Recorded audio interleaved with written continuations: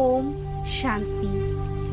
আজকের বাংলা মুরলি ৪ঠা সেপ্টেম্বর ২০২৪। প্রাতঃমুরলি ওম শান্তি বাপদাদা মধুবন।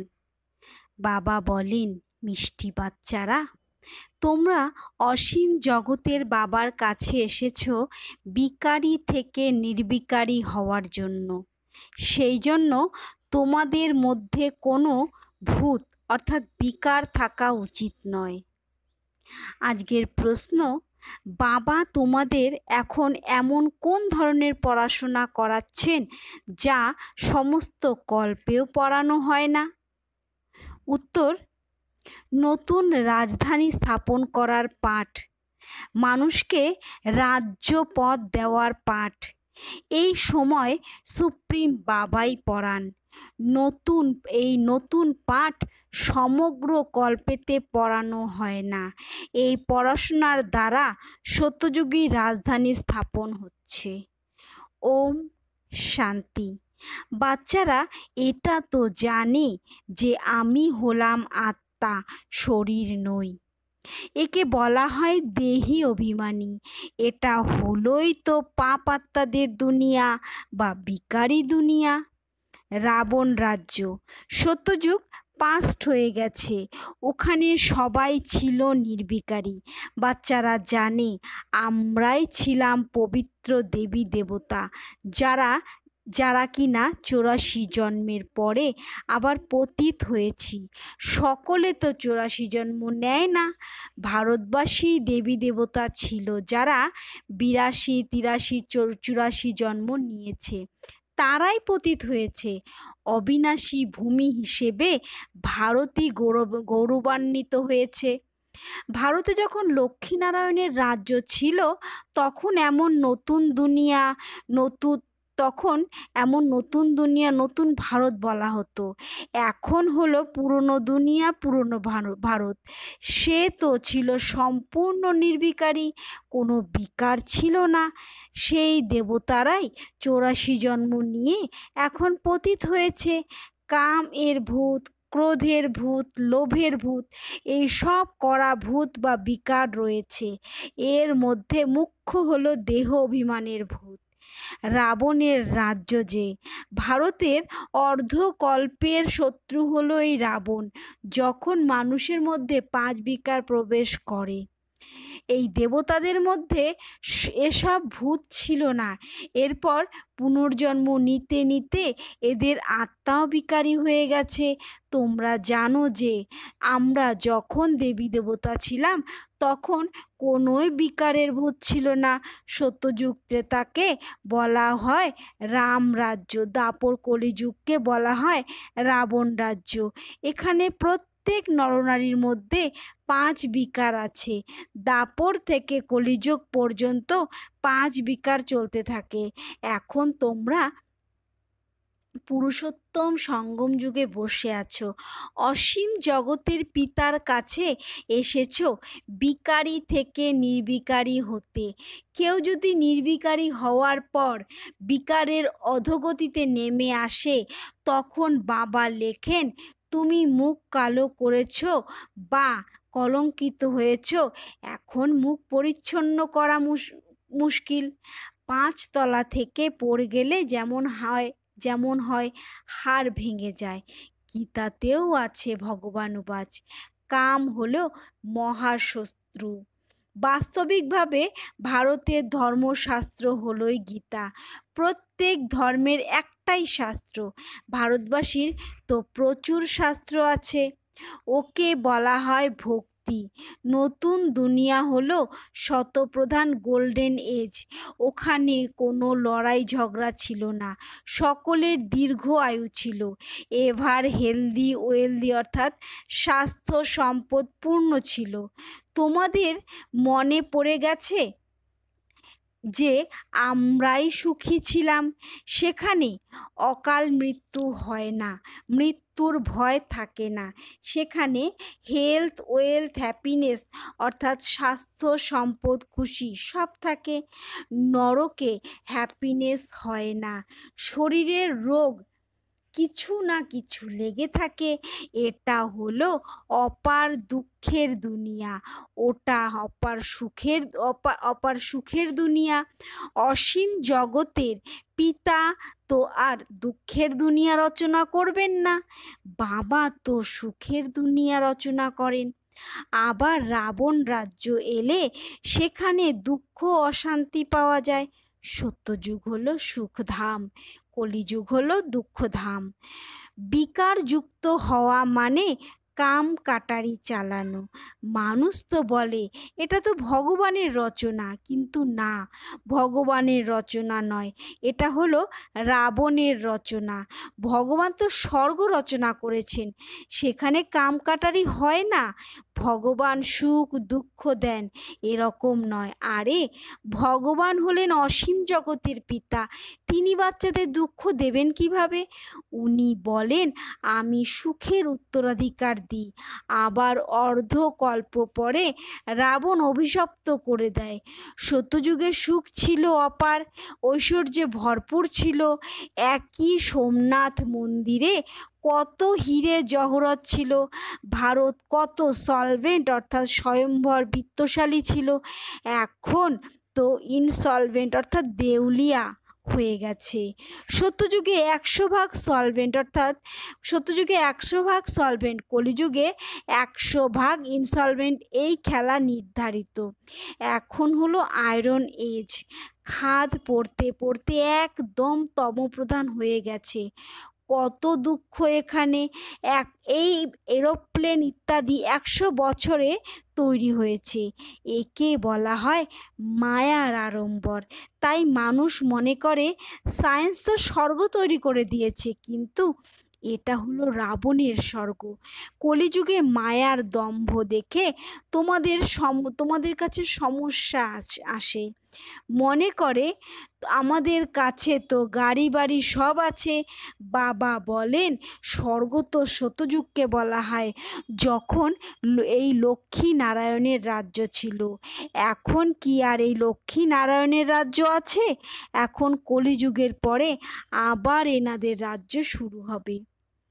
ভারত প্রথমে অনেক ছোট ছিল। নতুন দুনিয়াতেই হয়ে থাকে 9 লক্ষ দেবতারা, ব্যাস। শেষের দিকে বৃদ্ধি পেতে থাকে, সমগ্র সৃষ্টি বৃদ্ধি পেতে থাকে। যে প্রথম দিকে শুধুমাত্র দেবী দেবতারা ছিল। অসীম জগতের পিতা ওয়ার্ল্ডের সেই হিস্ট্রি জিওগ্রাফি বসে বোঝান। বাবা ব্যতীত আর কেউ বলতে পারে না। ওনাকে বলা হয় নলেজফুল গডফাদার, সমস্ত আত্মাদের ফাদার। আত্মারা সবাই হলো ভাই ভাই, এরপর ভাই বোন হয়ে ওঠে। তোমরা সকলেই হলে প্রজাপিতা ব্রহ্মার অ্যাডপ্টেড অর্থাৎ পালিত চিলড্রেন। সকল আত্মারা হলো তারই তো সন্তান। ওনাকে বলা হয় পরম পিতা, ওনার নাম হলো শিব, ব্যাস। বাবা বোঝান আমার একটিই নাম, তা হলো শিব। ভক্তিমার্গে মানুষ আবার অনেক মন্দির তৈরি করে অনেক নাম রেখে দিয়েছে। ভক্তির সামগ্রী কত শত রয়েছে, সে সবকে পড়াশোনা বলা হবে না। তাতে এইম অবজেক্ট কিছুই নেই, তা হলো নিচে নেমে যাওয়ার। নিচে নামতে নামতে তমপ্রধান হয়ে যায়, আবার শতপ্রধান হতে হবে সকলকে। তোমরা শতপ্রধান হয়ে স্বর্গে যাবে। এছাড়া সকলে শতপ্রধানভাবে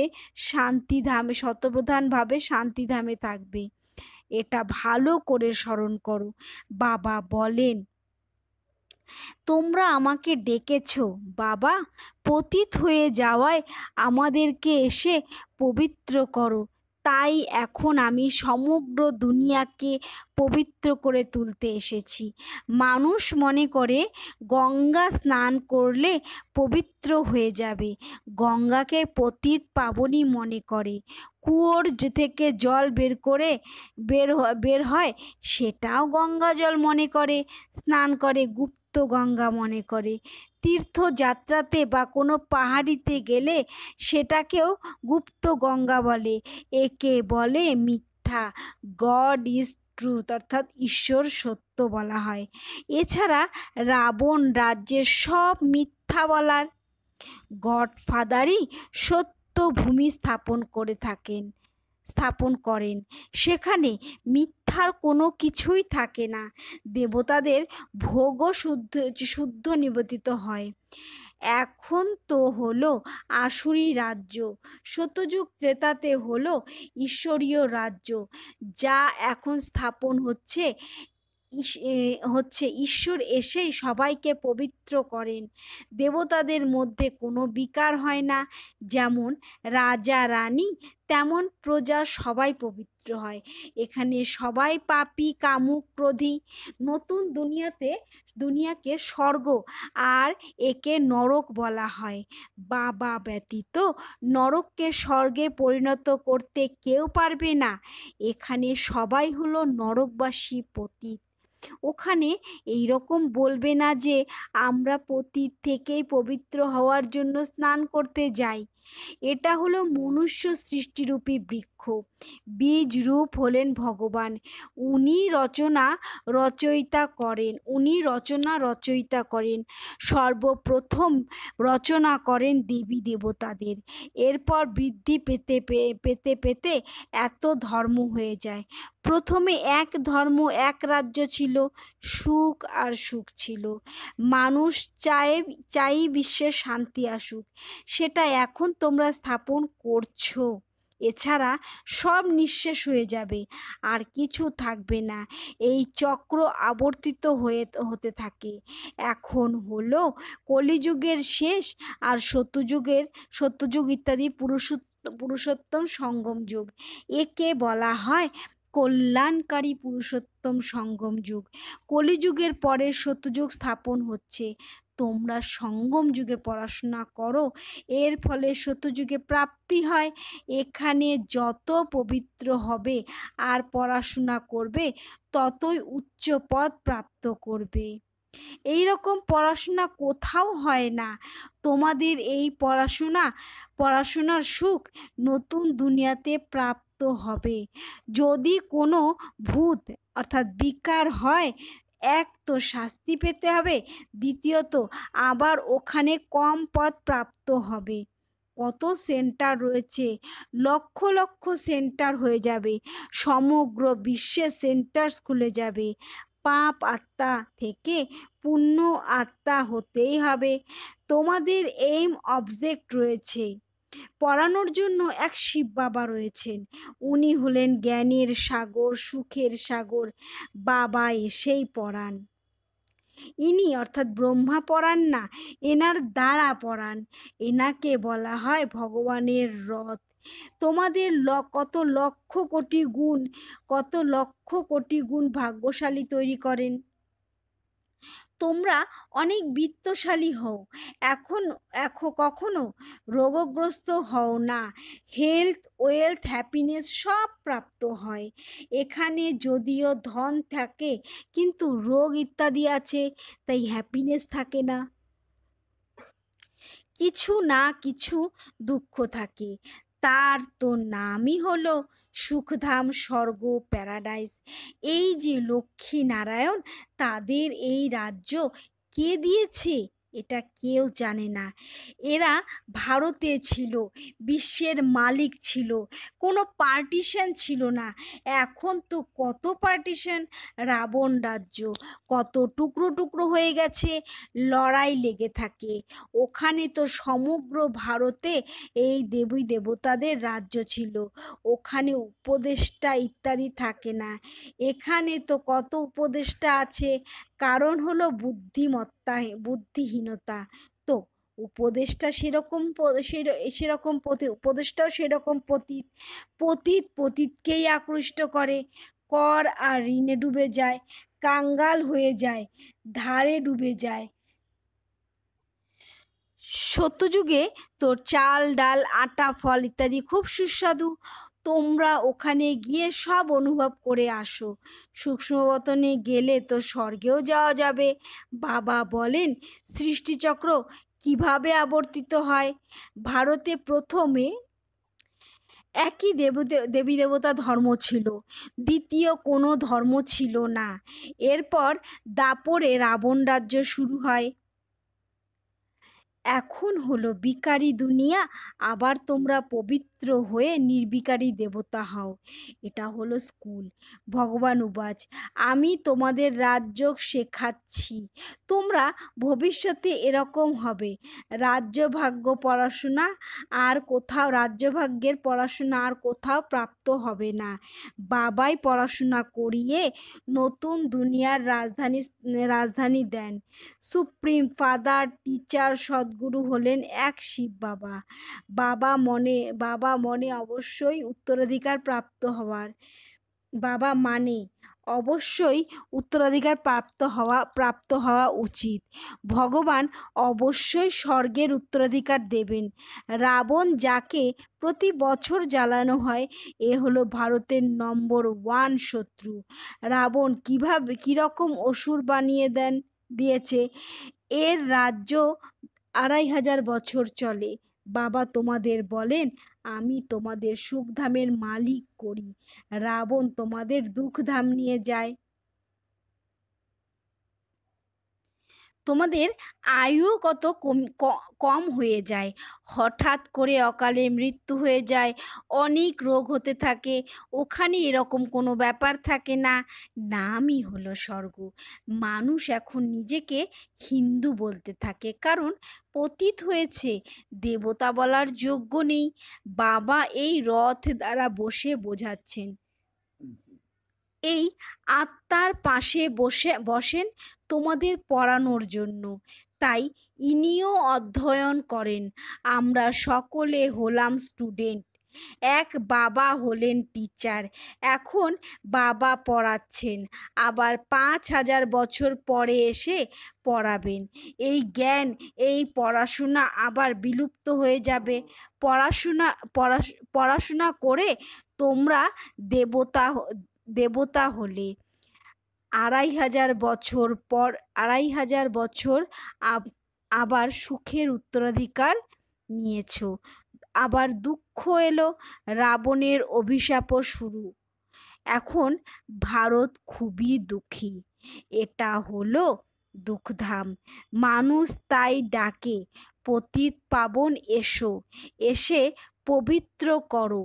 এখন তোমাদের মধ্যে কোনোই বিকার থাকতে নেই, কিন্তু অর্ধকল্পের রোগ কেউ কি আর তাড়াতাড়ি বের করে দিতে পারে? ওই পড়াশোনাতেও যে ভালোভাবে পড়ে না, সে ফেল করে।